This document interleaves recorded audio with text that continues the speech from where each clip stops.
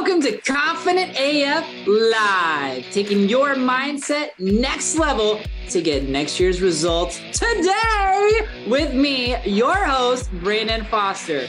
Are you a badass peep with big dreams, ready to turn your unrealistic goals into reality?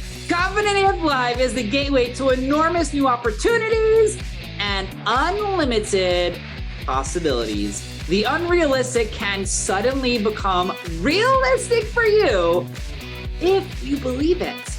Are you ready to take your dreams and results to the next level? Then stay tuned as we help crack open the door to new ways of impactful thinking and believing about yourself with mindset practices for badass people like you. Confident AF Live starts right now. Well, what up, boo? Super happy to have you here listening to the Confident AF podcast today. You must be a badass. Otherwise, you would not be here today. If this is your first time, my name is Brandon. I am a next level mindset coach and confidence coach. I help badasses like you systematically and deliberately raise their self-confidence, their mindset, and their co-creative faith in God so that they can systematically and deliberately grow and scale their business. Today, I have a very special, unique podcast episode, a topic that I honestly don't talk a whole lot about. It's not because I don't want to talk about it. Actually, I think I just lied. No. It's not because I don't want to talk about it. It's because I didn't lie. It's not because I don't want to talk about it. It's because I feel like there are some really amazing people doing amazing work that have a better understanding of it than I do. So my hope with today is to, number one, tell you who I would tell you to listen to when it comes to money and finances in your business. And number two, there are some things that I feel like could be energetic leaks, money leaks, belief leaks that you might have as a faith-based person around receptivity around money, earning money, receiving money, having an amazing, growing, scaling business around money. And the people that I love, they don't always talk about some of these nuanced things. So I'm hoping that I can kind of bridge that gap today. That's really what I want to do. I want to bridge the gap. I want to celebrate the work that they do. And I want to shade a couple of things that I found really important for me with my own journey with money and finances in my business. So the first thing I want to say is, just as a business owner, you're in your business because you want to make money. Ta-da! Like, if you try to shift, rearrange, or say it any other way, it's just not true. But the difference is you have clean energy and making money in your business when you fully believe in your heart of hearts that the value and the service you provide is worthy of massive compensation. It's worthy of being paid. And one of the beliefs that was integrated to me from Prominence Mastermind and Scale Mastermind, which is through clients and community, shout out to the boys, and my own accountability coach, Samantha Bell, is that when someone pays you for your service, it helps you for a moment and you help them for a lifetime. That core belief really changed what I do with my high ticket coaching programs, my high level masterminds, my digital courses, my digital content, which is that, yes, the money helps me tremendously. It helps support me, my family, my dreams, my business to grow in so many amazing ways. But the way that I help other people lasts them their whole entire life. So that would be one thing. And I'm going to go into seven specific reasons. This is just a riff to get us started. And so we all want to make money as a business owner. The challenge is, if you grew up in a faith-based household, is that there is a lot of negative stigma. And actually, it doesn't matter if you're faith-based or not. I mean, there's just a lot of negative stigma in society that if you are wealthy, you are selfish. That if you are wealthy, you are greedy. If that you're wealthy, you're taking advantage of people. If you are wealthy, then you are not a kind-hearted, good-hearted person. The reason why that is so dangerous for you and for your business is that if you believe that, you're going to have resistant energy. You will be resistant to actually becoming wealthy because you will not want to become greedy. You will not want to become selfish. You will not want to be considered evil. You will not want to be considered as someone who's taking advantage of other people. So because you're worried about all those things, you're going to hit a glass ceiling in terms of your finances unless you shift and rearrange all of those things so that you feel really good about earning and receiving. So that's the first piece that I want to say, because if I don't say that, then you're going to miss a lot of the other pieces that I'm going to share with you today, my 7 biggest things. So first of all, let's just talk about the whole, and again, as I talk about these things, I am not a biblical expert. I just want to offer a different perspective shift. And if there's anything that I say that you disagree with, that you don't think is true, that's fine. Like you get to believe what you want to believe. You are allowed to disagree with me. I encourage you to follow your heart in every way possible. So one of the things that I have had one of my coaching clients ask me is, you talk about wealth being safe and good. And I believe with all my heart that the more that you believe in God's abundance and God's favor over your life and over your business, of course, the wealthier you're going to become. And I believe that the wealthier you are, the more energetically you're aligned are with receiving God's love, because I believe everything is a sign of God and how much the universe loves us, whether it's our relationships, whether it's our finances, whether it's our business, whether it's the clients that we attract, that like naturally everything is a reflection of just allowance or disallowance of love, because God is love, love is source, which is God. So one of the things that people ask me often is they say, well, what do you do with the whole analogy, the fable, the story in the Bible about it's harder for a rich person to get into heaven than a poor person, because it's like threading a needle through a camel's eye, or whatever the verse is. Well, it's very easy for me to explain this, because when you have money, it's very easy to solve challenges, obstacles, and problems with the money you have, which can provide an opportunity for you to not rely on God, universe for your help, for your source, for love, and instead start to see as money as the problem solver. So a very easy, simple example. Imagine that your dryer breaks down.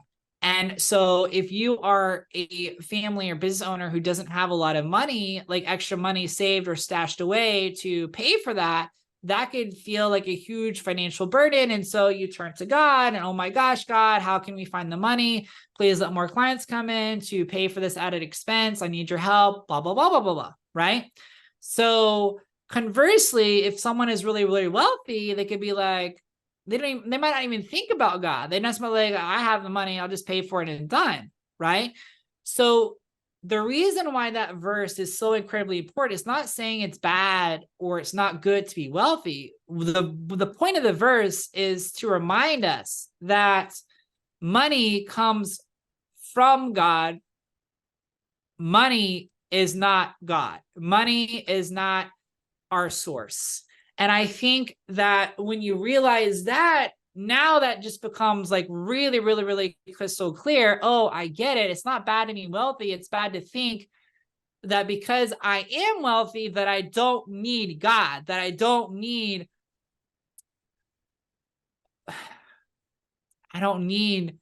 universe, source to love me, to support me, to help me. That's what that verse is actually talking about. So, because the truth is I don't know about you, but the more financially free I feel, the better I feel about receiving money and the money I have, the better my businesses feel, the better that I show up, the more I have to give, the more love that I feel. And it just makes things a lot easier instead of harder. I would also say too that well, where do I want to go with this next? I mean, I don't know. Maybe that's all I need to say about that first one, because it's one of the biggest things that people come up to me and they say, but what about rich people not going to heaven? It's like the verse never says rich people don't go to heaven. The verse says that it's easier for a poor person to go to heaven because they're more reliant on God because of where they're at. I would also say that can I say this? Yeah, I will say this. I will also say that I believe that the reason why a lot of people stay where they are, and by the way, even poor is like based on your own self-belief and ranking and comparing yourself to other people. Because like I had people who I knew who had been nurses for like 30 years and had like, you know, 100, 200, $300,000 in savings, and they thought they were poor. So like, even to say you are poor, you aren't poor, people have different perspectives on that. It's all about mindset. It's all about comparing yourself to other people. But what I do want to say is that no matter where you are in your business and where you are in your finances, you will never be able to go further than what you believe you can. And your faith will determine how far you go. Because the higher the faith you have in how much God loves and adores you, how much talent God has stored within you, what you believe are capable and able to do, your confidence, the higher that is, then the higher level of questions that you ask and the higher level of actions and risks that you take and the higher level of courage you have and the higher level of fears you overcome. Why did more people not do what Elon Musk did? Why did more people not do what Steve Jobs did or Oprah Winfrey? Well, one, they didn't develop their potential the way that those individuals did. Number two, we didn't believe it was possible. They did. Three, they overcame their fears one at a time that a lot of people aren't willing to do. Number two thing is that people say it's bad to love money. I don't think it's bad to love money. I think it's bad to love money more than God. I think it's wonderful to love and appreciate the money you have as long as you realize where it comes from. I think that's the key. I think knowing, I feel like one of my biggest things that I teach on in all of my masterminds and all my programs is that everything is a tool and a gift from God to bless your life and to bless your business. Money is a resource that can be used for good. Technology is a resource that can be used for good. Facebook ads is a resource that can be used for good. People are ways that God can bless our lives with love and grace and abundance. So when you start to view the lens differently as everything coming from source, everything coming from God, everything coming from your creator, now all of a sudden it's like, well, yeah, I get to love money, because when I love money, I'm loving and appreciating what God has given me, no more than loving and appreciating my marriage, loving and appreciating my cats, loving and appreciating my kids, loving and appreciating my business. The difference is what comes first in your life and recognizing where it comes from. That's the difference. The third thing is addiction. So I want to talk about this in terms of money and finances and really just an addiction in general, because we judge ourselves so much for addiction in our lives and whether or not you're addicted to, and I guarantee every single one of you is addicted to something right now. I promise you. I promise you. I love you so much. Whenever I use the word addiction, people immediately go and they think about alcohol and drugs and porn. But you can be addicted to working out. You can be addicted to eating unhealthy foods. You can be addicted to numbing on social media. You can be addicted to Netflix. You can be addicted to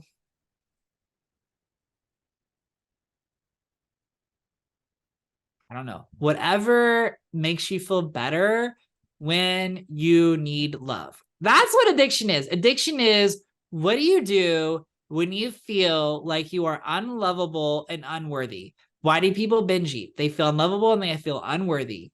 Why do people use porn? Because they feel unlovable, unworthy, and so it's like a quick dopamine hit. Why do people get addicted to sugar? Why do people numb out on social media instead of working on their business? They feel unworthy, they feel unloved, and they don't even realize it. That's the thing, they don't even realize it. So basically, addiction is just substituting love with something else. So you can totally use money, like spending money, like shopping sprees, to make yourself feel better temporarily as like a temporary dopamine hit, which is really unhealthy and not helpful for you to do, but people do it. And where am I going with this? Yes, number 2, with faith and finances and what people misconstrue. It's that it's bad to want money or desire money or to be addicted to earning money. And I'm going to tell you right now, there's nothing wrong with wanting more money. There's nothing wrong with figuring out ways to earn and receive more money. What is wrong is when you're doing that because you don't feel lovable, unworthy, and you are using that as a supplement from your creator. That's number 3.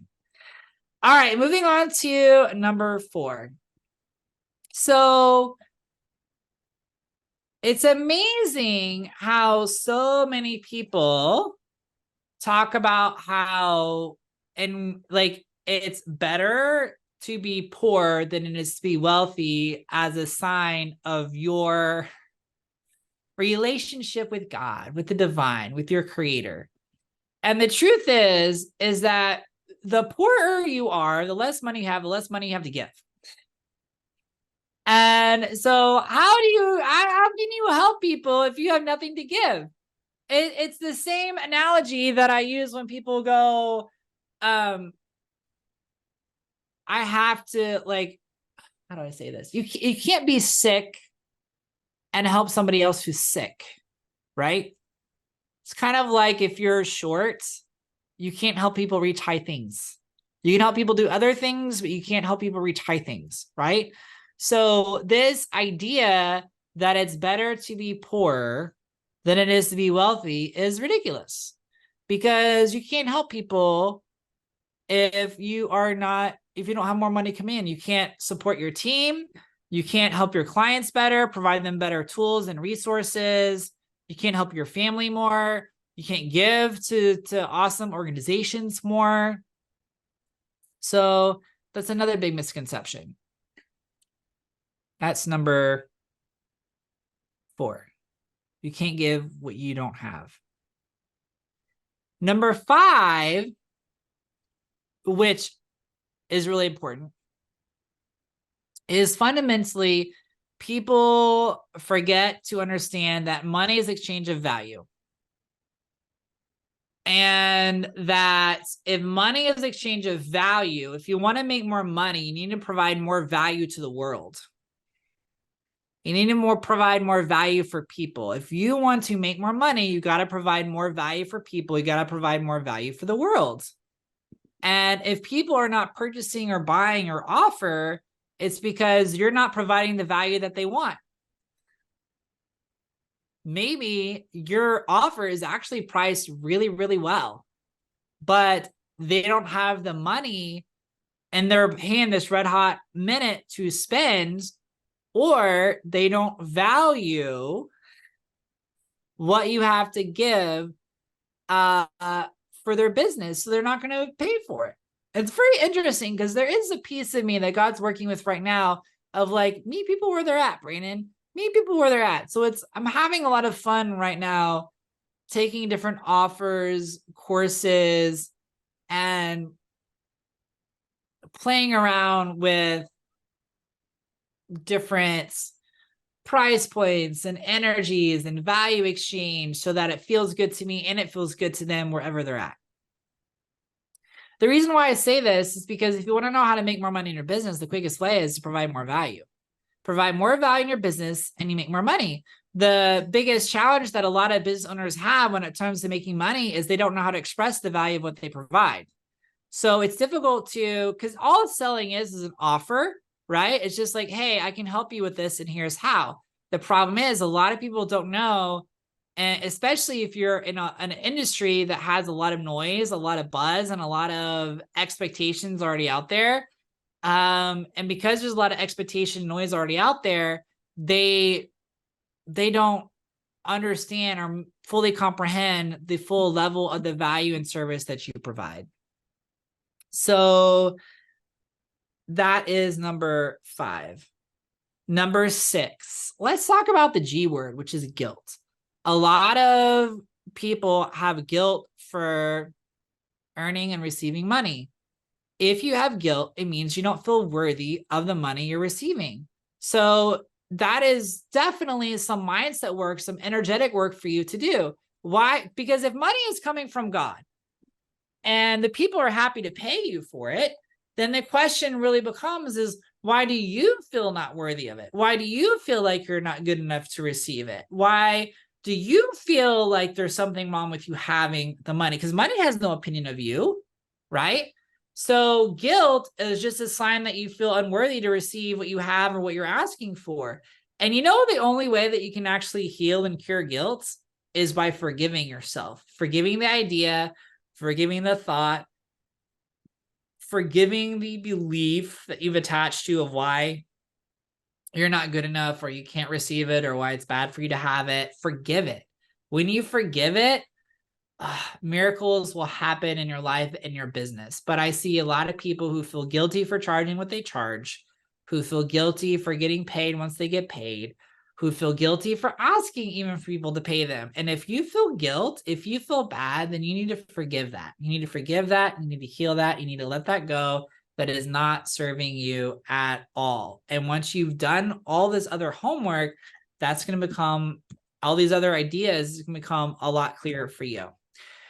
Number 7, this idea that it's bad to desire more money and that there's something wrong with you to desire more money or desire to be wealthy. I find that people who say it's bad to want more money, it's like an ego trick to make them feel better or closer to God. Like somehow not wanting money makes you holier or better in God's eyes. And the truth is just that's actually pride. That's actually you wanting to make yourself feel better about who you are and your connection with God divine because you choose not to be wealthy, right? Is really bizarre. And the truth is that I believe that desiring to be wealthy is natural. When you realize that money comes from God, and it's a sign of abundance and favor and love for God to bless your business, for God to bless your life, then that seems to me that would be perfectly natural to desire more money, to desire another level of value you're providing to the world, to desire to be able to take care of your family better, take care of your employees better, take care of your team better, take care of your clients better. Feels like that would be very, very natural thing for you to do. Okay. So those were my riffs on money and business and finances. And the number one person I would tell you all to follow who has really blessed my life and my business in a really amazing way is Amanda Francis. She's a so-called money queen. She has an amazing course called Money Mentality Makeover. I will put the link down on YouTube at Brandon R. Foster Coaching when we post it there. And I love Amanda. I love her work. I love what she does. If you have never heard of her before, go check her out. XO Amanda, I think it is. XO Amanda Francis or XO Amanda on Instagram and on Facebook and on YouTube. And just Google her. She'll pop up. And she has some amazing courses on this is how I say this, emotional intelligence about money. See, a lot of people think about the practical pieces of money. That's only one piece. Emotional intelligence is the energy and frequency, the feeling of money. That's the piece that a lot of people miss in their lives and their business. All right. I love you all so much. Thank you all for listening. Make sure you follow me at Brandon R. Foster on Instagram and at Brandon R. Foster Coaching on YouTube land. Have an incredible rest of your day. We'll see you next week with another podcast episode. You have been listening to Confident AF Live, taking your mindset next level to get next year's results today with host Brandon Foster on transformationtalkradio.com. Listen or watch live every Wednesday, 12 p.m. Pacific, 3 p.m. Eastern, where I help badasses like you with big dreams learn to take their impact and results next level, turning those unrealistic goals into reality. Confident AF Live is the gateway to enormous new opportunities and unlimited possibilities. For more information, get in touch with me, Brandon, at brandonrfoster.com.